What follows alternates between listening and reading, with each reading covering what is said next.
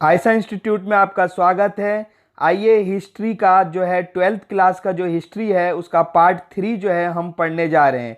देखो इसमें जो है ये टॉपिक है, सबसे पहला टॉपिक जो है वो है एक आरंभिक साम्राज्य। एक आरंभिक साम्राज्य, आरंभिक साम्राज्य में क्या है, देखो मगध के विकास के साथ साथ मौर्य साम्राज्य का उदय हुआ। मैंने आप लोग को मौर्य साम्राज्य का पहले पार्ट में ही बहुत अच्छे से बताया था कि किस तरीके से मौर्य साम्राज्य जो है बना था, एक साम्राज्य, विशाल साम्राज्य बना था। उसकी मैंने पूरी स्टोरी बताई थी, जिसमें मैंने आपको कौटिल्य के बारे में और जो है मौर्य के बारे में पूरी कहानी बताई थी।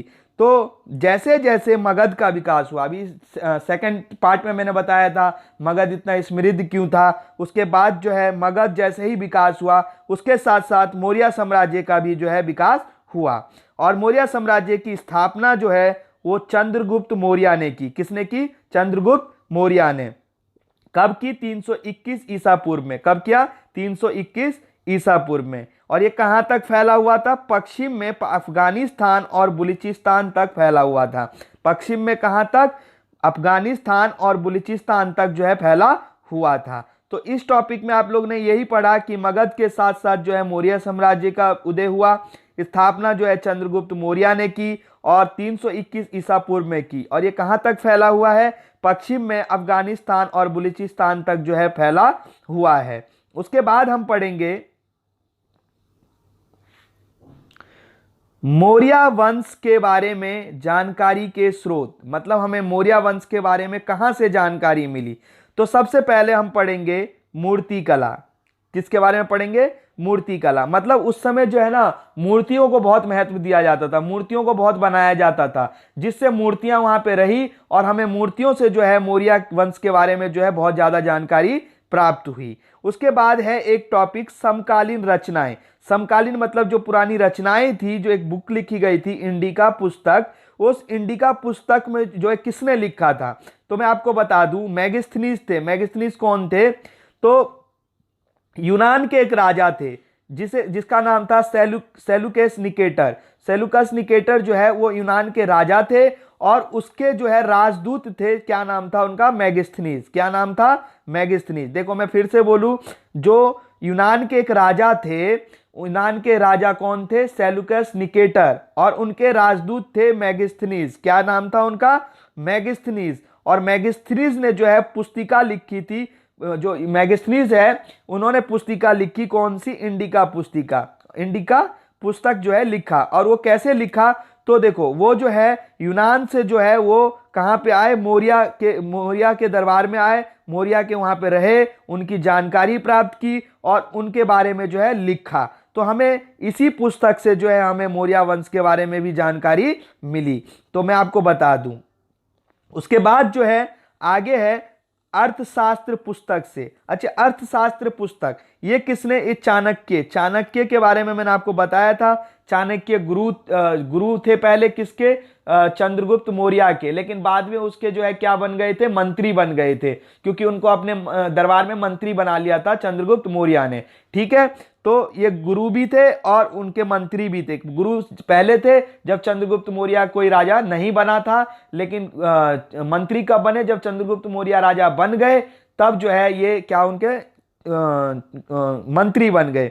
तो उसके बाद जो है इन्होंने जो है अर्थशास्त्र पुस्तक लिखी। अर्थशास्त्र पुस्तक लिखी और अर्थशास्त्र में ऐसा कोई अर्थशास्त्र वाली बात नहीं थी, इसमें राजनीतिक वाली बात थी। कौन सी बात थी? राजनीतिक वाली बात। तो आई होप बच्चों आपको अच्छे से समझ में आ रहा होगा। और हमें कहां से पता चला? जैन धर्म से, बौद्ध धर्म से, इन ग्रंथों से भी हमें पता चला। अशोक द्वारा लिखवाए गए स्तंभों के द्वारा। स्तंभ का मतलब होता है कि जो उन्होंने बातें लिखवाई थी, अशोक ने जो मौर्य साम्राज्य के बारे में लिखवाया था, उससे भी जो है हमें कुछ जानकारी प्राप्त मिली। फिर अशोक पहला सम्राट था जिसने अधिकारियों और प्रजा के लिए संदेश प्राकृतिक पत्थर पर पॉलिश के स्तंभों पर लिखवाए थे। मतलब अशोक ऐसा एक शासक था जिसने अपने अधिकारियों के और प्रजा के लिए पत्थर पे, प्राकृतिक पत्थर पे पॉलिश करके जो है स्तंभों पर जो है उन्होंने जो है संदेश लिखवाए थे। तो ये जो था अशोक, वो पहला ऐसा शासक था जिन्होंने अपने प्रजा के लिए ऐसा किया था। आगे है कि मौर्य साम्राज्य में प्रशासन कैसा था। तो मौर्य साम्राज्य में प्रशासन के बारे में पढ़ेंगे। तो देखो प्रशासन का मतलब होता है वहां शासन कैसे चलाया जाता था। तो देखो 5 प्रमुख राजनीतिक केंद्र थे।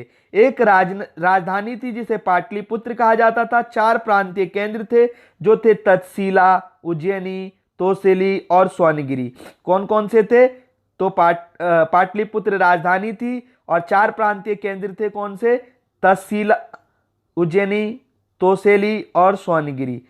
तो ये उनका प्रशासन की व्यवस्था थी। आगे हम इस प्रशासन में और भी चीज पढ़ेंगे। तो देखो क्या है, पश्चिम में पाक से आंध्र प्रदेश और उड़ीसा और उत्तराखंड तक हर स्थान पर एक ही जैसे संदेश मिले हैं। देखो चाहे पश्चिम में, चाहे वो आंध्र प्रदेश हो, उड़ीसा हो या उत्तराखंड हो, हर जगह एक जैसे ही संदेश मिले हैं। फिर भी ऐसा माना जाता है इस साम्राज्य में हर जगह एक समान प्रशासनिक व्यवस्था नहीं रही होगी, क्योंकि कहां अफगानिस्तान का पहाड़ी इलाका और दूसरी तरफ उड़ीसा का समतल क्षेत्र। देखो यहां पे ये बोला गया है कि पश्चिम में चाहे पाकिस्तान हो, चाहे वो आंध्र प्रदेश हो, चाहे उड़ीसा हो या उत्तराखंड हो, एक जैसे संदेश मिले हैं। फिर भी यहां पे एक जैसा जो है शासन व्यवस्था नहीं रहा होगा। क्यों? क्योंकि देखो कहां अफगानिस्तान का पहाड़ी इलाका और कहां उड़ीसा का समतल क्षेत्र। समतल क्षेत्र का मतलब होता है प्लेन जगह। तो देखो मान के चलो जो पहाड़ी इलाका रहेगा, अगर वहां रोड ही बनवाना है तो महंगाई, वहां पे ज्यादा खर्च पड़ेगा। लेकिन अगर मान के चलो समतल क्षेत्र पे रोड बनाना है तो वहां पे कम खर्च पड़ेगा। तो एक जैसी व्यवस्था तो नहीं रह सकती है, इसीलिए ऐसा बताया गया है। आगे और बोला गया है, देखो तक्षशिला और उज्जैनी दोनों लंबी दूरी वाले महत्वपूर्ण व्यापार के मार्ग बन गए।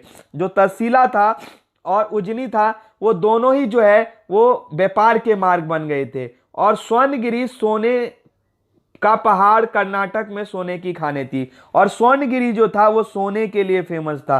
तो ये चीजें आपको अच्छे से समझ में आया होगा कि बच्चों की तक्षशिला और उज्जैनी जो है वो व्यापार के लिए प्रसिद्ध थे और स्वर्णगिरी जो है वो सोने के लिए प्रसिद्ध था। तो आई होप बच्चों मैंने आप लोगों को इस वीडियो में जो है ये जो है पूरा समझाया है, और आप जो है इसको अच्छे से देखते रहिए, क्योंकि मैं ऐसी अच्छी वीडियो लाता रहूंगा। धन्यवाद।